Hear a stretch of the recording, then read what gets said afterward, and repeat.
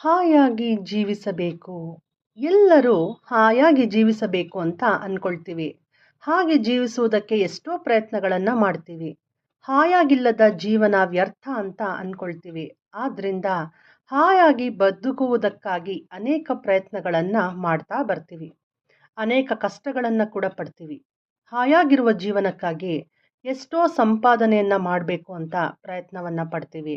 ಹಾಗೆ ಬಂಗಲೆಗಳಾಗಿರ್ಬೋದು, ಕಾರ್ಗಳಾಗಿರ್ಬೋದು, A ಸಿಗಳು, ವಿಲಾಸವಂತವಾದ furnitures, ಕಾರ್ಪೆಟ್ಟುಗಳಂತಹವುಗಳನ್ನು ಸೇರಿಸಿಕೊಳ್ಳಲು ಪ್ರಯತ್ನವನ್ನು ಪಡ್ತೀವಿ. ಅಂತಹವುಗಳನ್ನು ಹೊಂದಿದರೆ ಹಾಯಾಗಿ ಬದುಕಬಹುದು ಅಂತ ಅಂದ್ಕೊಳ್ತೀವಿ. ಆದರೆ ನಮಗೆ ಹಾಯಾಗಿರುವುದು ಯಾವುದಕ್ಕೆ ಸಂಬಂಧಿಸಿರುವುದು ಅಂತ ಗೊತ್ತಿಲ್ಲ. ಯಾವುದನ್ನು ಹೊಂದಿದರೆ ಹಾಯಿಯಾಗಿ ನಾವಿರಬಹುದು ಅನ್ನೋದು ಗೊತ್ತಿಲ್ಲ. ಸುಖಕ್ಕೆ ಸಂಬಂಧಿಸಿರುವುದು ಸಂಪಾದಿಸಲು ನಾವು ಶೇಖರಿಸಲು ಪ್ರಯತ್ನವನ್ನು ಪಡ್ತೀವಿ.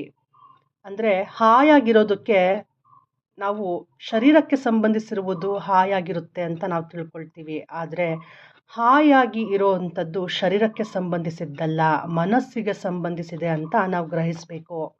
ಎಷ್ಟು ವಿಲಾಸವಂತವಾದ ಬಂಗಲೆ ಇದ್ದರೂ, ಎಷ್ಟು ವಿಲಾಸವಂತವಾದ ವಸ್ತುಗಳು ಇದ್ದರೂ, ವಸತಿಗಳು ಇದ್ದರೂ, ಮನಸ್ಸು ವಿಕಲವಾಗಿದ್ದರೆ, ಮನಸ್ಸು ಅಶಾಂತಿಯಿಂದ ಕೂಡಿತ್ತು ಅಂದರೆ ನಾವು ಸುಖವನ್ನು ಹೊಂದೋದಕ್ಕೆ ಆಗೋದಿಲ್ಲ. ಮನಸ್ಸು ಆನಂದವಾಗಿದ್ದರೇನೆ ನಮಗೆ ಆನಂದಮಯ.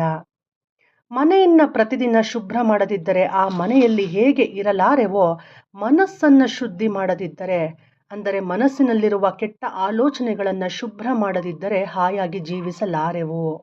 ಆದ್ದರಿಂದ ಪ್ರತಿದಿನ ಮನಸ್ಸನ್ನು ಶುದ್ಧಿ ಮಾಡಿಕೊಳ್ಬೇಕು ಮಾಸ್ಟರ್ಸ್.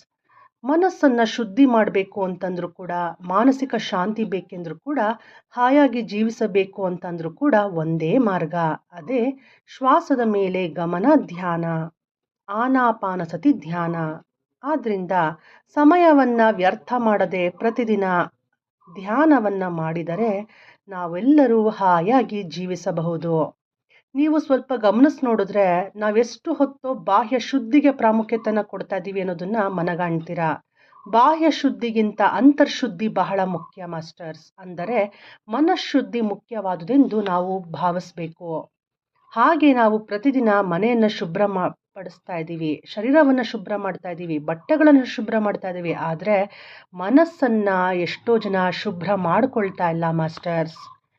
ಆದ್ದರಿಂದ ಮಾನಸಿಕ ಶಾಂತಿ ನಮಗೆ ಬೇಕು ಅಂದರೆ, ಮನಸ್ಸಿನಲ್ಲಿ ಯಾವ ಕಷ್ಟವಿದ್ದರೂ ಜೀವನದಲ್ಲಿ ನಾವು ಹಾಯಾಗಿ ಇರೋಕ್ಕಾಗೋದಿಲ್ಲ.